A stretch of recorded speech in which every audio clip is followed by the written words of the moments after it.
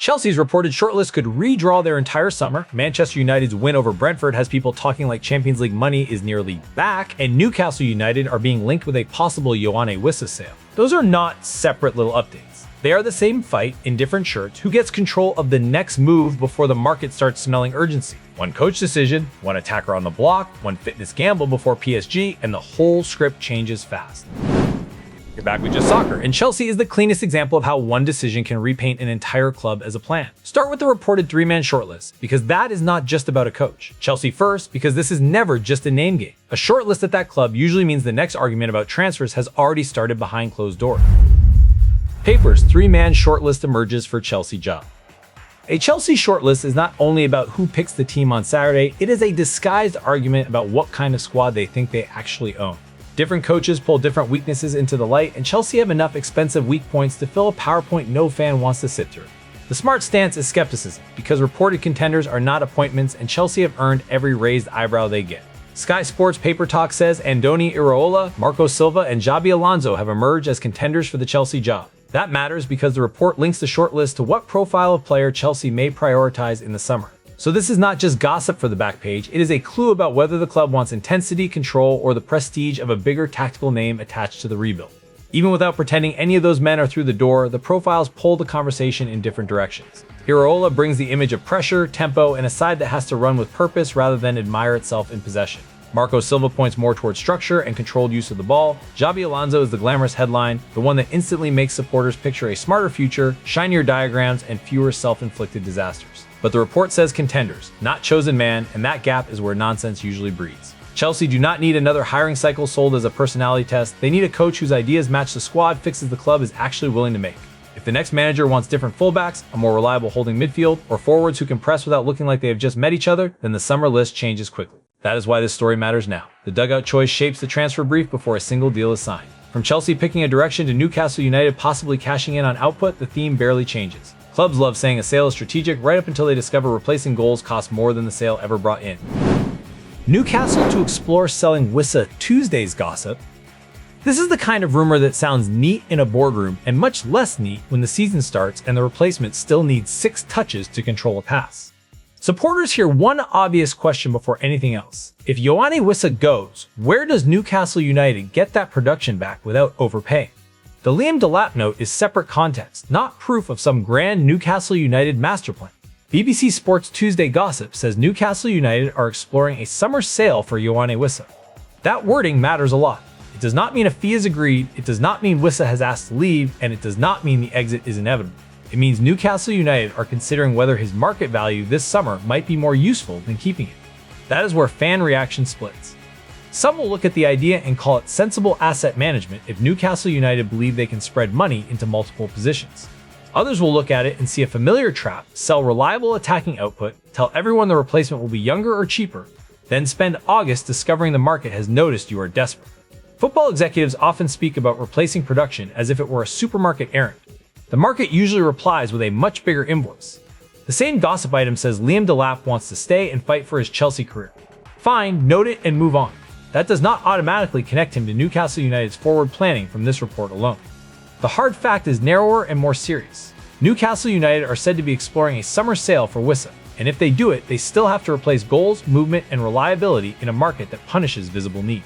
Not every story with big consequences comes from transfer gossip. Sometimes the real tension arrives in 3 careful words from a medical update: cautious ahead of PSG. Injury update: Bayern Munich cautious with Lennart Karl ahead of PSG game. Injury language tells you plenty about pressure if you listen to what is not being promised. When Bayern Munich are described as cautious before a game like PSG, the message is simple: they do not trust the margin for error. The worst habit in football news is turning uncertainty into certainty just because the headline wants to sound brave. Bayern Munich are described as cautious with Lennart Karl ahead of their PSG game, according to the report referenced through Bavarian Football Works. The central issue is availability and fitness. That is the story, not a dramatic declaration that he is definitely out, and not some heroic rushback fantasy built from wishful thinking. Caution before a match of this level carries real tactical weight. One doubtful player can affect selection, rotation, and how aggressive a side feels comfortable being when the game stretches. Supporters immediately start mapping out the ripple effect, and that is fair. But the current reporting leaves the status in the careful zone rather than the final answer zone. Anyone pretending otherwise is decorating guesswork with a badge. There is a bigger squad lesson hidden in stories like this. When fitness doubts keep forcing caution around major matches, clubs learn uncomfortable truths about trust and depth. Bayern Munich's immediate concern is PSG, not summer shopping lists, yet every uncertain availability call becomes a quiet audit of what this squad can absorb when the pressure spikes. That brings us neatly to Manchester United, where a few strong results have already started the oldest trick in football, turning momentum into certainty before the paperwork exists.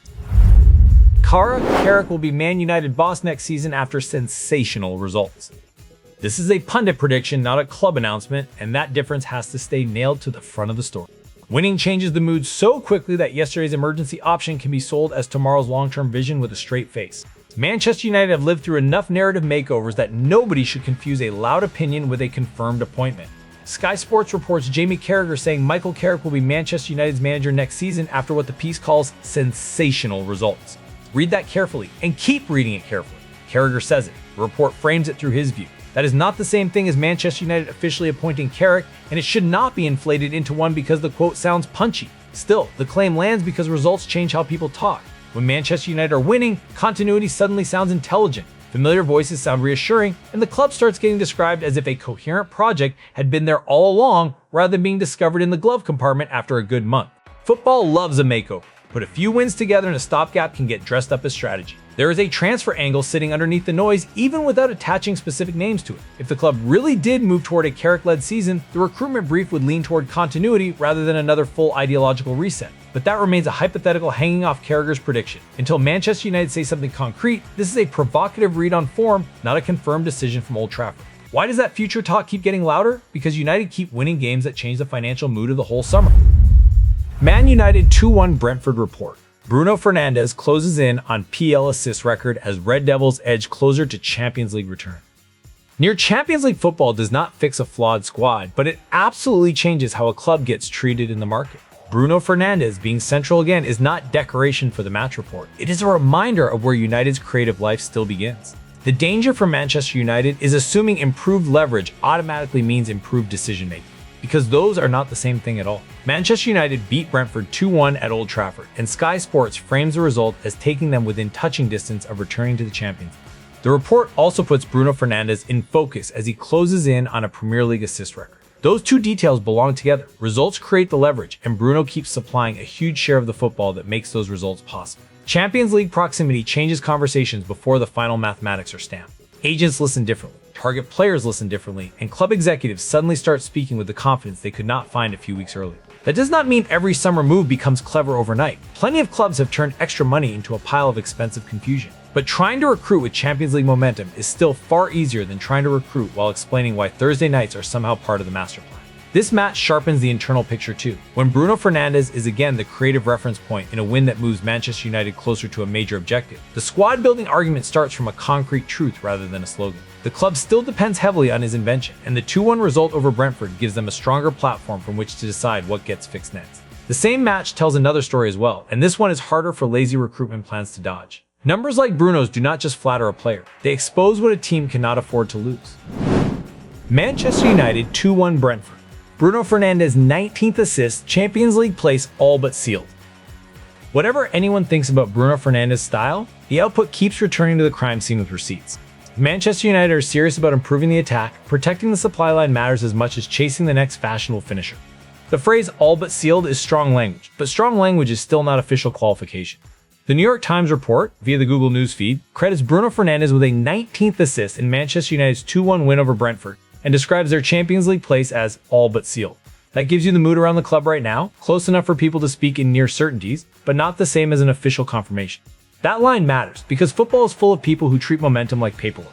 Bruno's 19th assist is not a trivia note for the montage. It tells you where Manchester United's attack still gets oxygen. Chance creation at elite volume is hard to find, harder to buy, and usually priced like a small stake. So if the club spends the summer discussing forwards, runners, or a different attacking shape, the starting point should be brutally obvious. How does the side preserve and support the production of the player already feeding it? There is a warning inside the praise. A top creator can cover structural problems for a long time, until a tougher run makes the rest of the attack look undercooked. That is why the number matters beyond applause. If Manchester United treat Bruno's output as permanent cover for wider flaws, the next wobble will expose the same old issues, only with a shinier league position attached. From one club using momentum to shape summer leverage to another trying to survive the present, Arsenal's story is about availability under pressure rather than transfer chatter for its own sake. Arsenal expect Havertz to play in title run-in. Title races turn every fitness update into strategy, because one expected return can reshape the whole attacking board. Supporters should welcome the wording without stretching it into a full medical green light that has not been reported. This kind of update can calm panic, but it does not erase depth questions that were already there.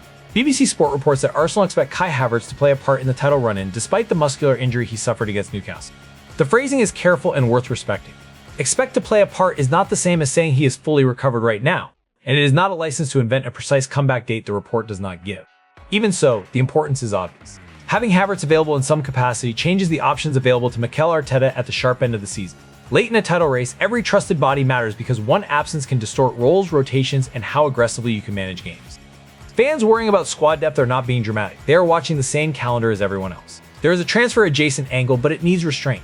This update should not be twisted into proof that Arsenal have no reason to think about future attacking additions, and it should not be sold as a full all-clear either. The concrete takeaway is smaller and still important. Arsenal expect Havertz to contribute in the run-in, which affects match planning now and eases at least part of the immediate injury tension. Who had sliding doors moment? Deeney's team of the week? That is the real thread tonight. Chelsea's shortlist is a hidden argument about squad design. Newcastle United may be testing whether Andoni Wissa is worth more as output or as cash. Bayern Munich are handling Lennart Karl carefully before PSG, and Manchester United's Brentford win has turned momentum into leverage without turning every claim into fact. Keep the badge, the briefing, and the truth separate. Shortlist change, sales stall, Champions League places still need finishing, and one careful injury call can alter a season faster than any glossy teaser ever will.